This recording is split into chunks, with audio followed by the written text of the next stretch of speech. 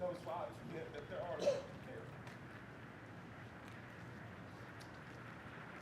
I'm very sorry that we have to meet tonight under these circumstances. I really think we do that.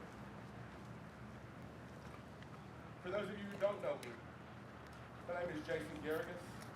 I moved here from Tennessee 2 years ago because I wanted to go to a place where I could make a difference and escape a place that hated me. I live in a part of the world where they still burn crosses in your front yard for 30 years of my life. I knew victims of hate crimes. People who lost their lives, Muslim, lesbian, gay, bisexual, transgender, because they were black or because they worshipped a different God.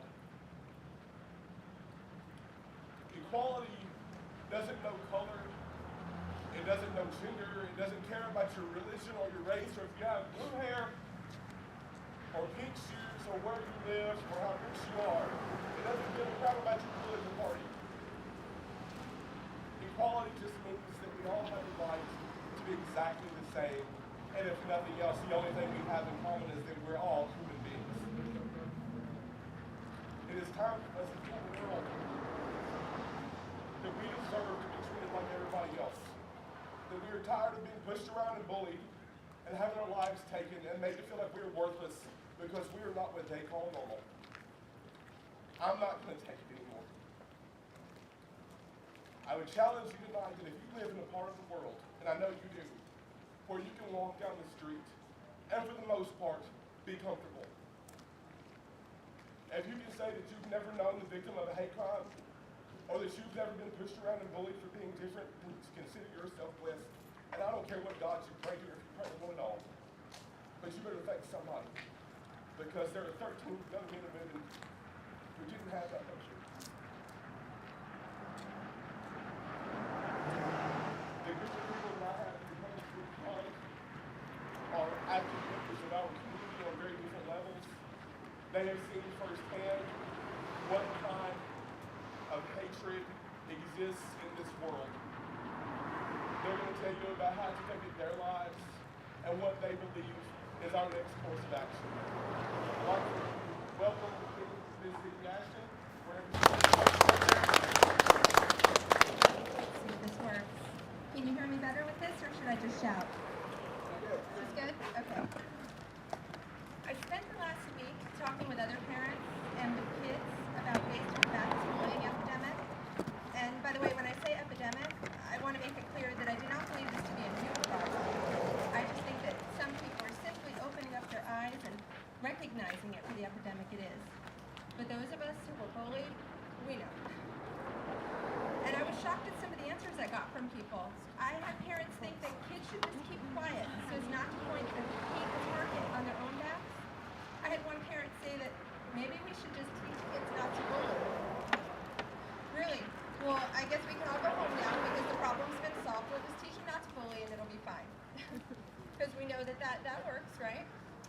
Except that the question I was asking these parents was about having their own kids stand up. And only about half of them thought it was a good idea. And the ones who didn't, their worry was just what happened to their own kid.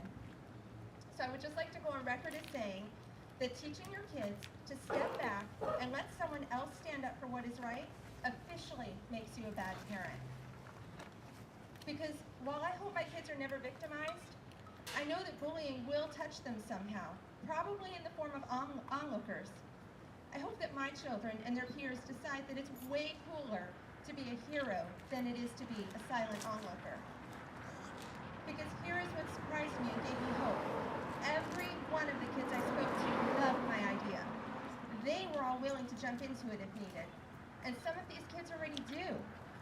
So I believe 100% the only way to solve this problem, epidemic, is for the silent majority to stop being silent and start talking.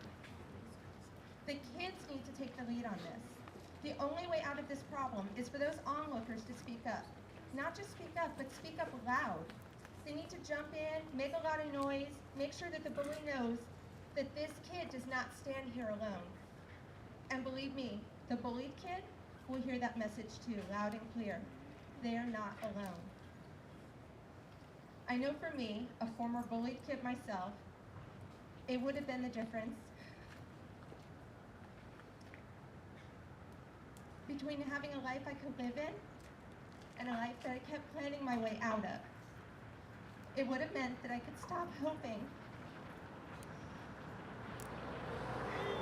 I thought it'd be okay. I could stop hoping and wishing every night that I would die in the middle of the night, because that would be better than going to school.